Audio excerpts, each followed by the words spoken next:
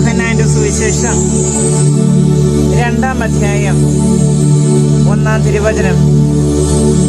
3-ാം ദിവസം ഗലീലയിലെ കാനായിലൊരു വിവാഹ വിരുന്ന് നടന്നു.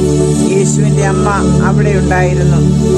യേശുവും ശിഷ്യന്മാരും വിരുന്നിന് ക്ഷണിക്കപ്പെട്ടിരുന്നു. അവിടെ വീഞ്ഞ് തീർന്നു പോയപ്പോൾ യേശുവിന്റെ അമ്മ അവരോട് പറഞ്ഞു, അവർക്ക് വീഞ്ഞില്ല. യേശു അവളോട് പറഞ്ഞു, സ്ത്രീയെ, എനിക്കും നിനക്കും എന്ത്? എന്റെ സമയം ഇനിയും ആയിട്ടില്ല. അവന്റെ അമ്മ പരിചാരകരോട് പറഞ്ഞു, അവൻ നിങ്ങളോട് പറയുന്നത് ചെയ്യുവിൻ. പ്രിയമുള്ളവരെ, നമുക്ക് ദൈവത്തെ സ്തുതിക്കാം, ആരാധിക്കാം. പരിശുദ്ധ അമ്മ ആ കാനായിലെ കല്യാണ വിരുന്നില് വീഞ്ഞു തീർന്നപ്പോൾ എപ്രകാരമാണോ അവിടെ മധ്യസ്ഥം വഹിച്ചത്, അതുപോലെ നമ്മുടെ കുടുംബങ്ങളെ കർമ്മല മാതാവിന്റെ തിരുസന്നിധിയിൽ നമുക്കിന്ന് സമർപ്പിച്ച് പ്രാർത്ഥിക്കാം.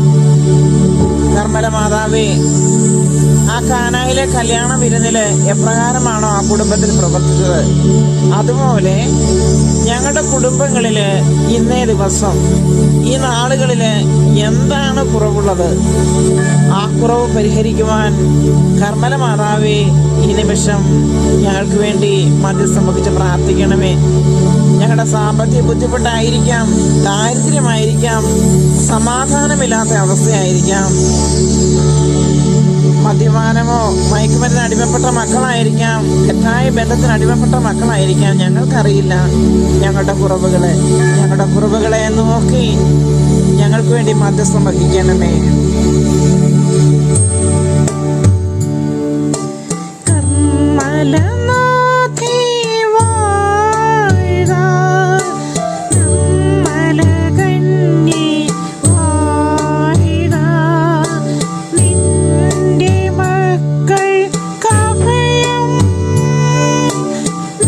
Seeking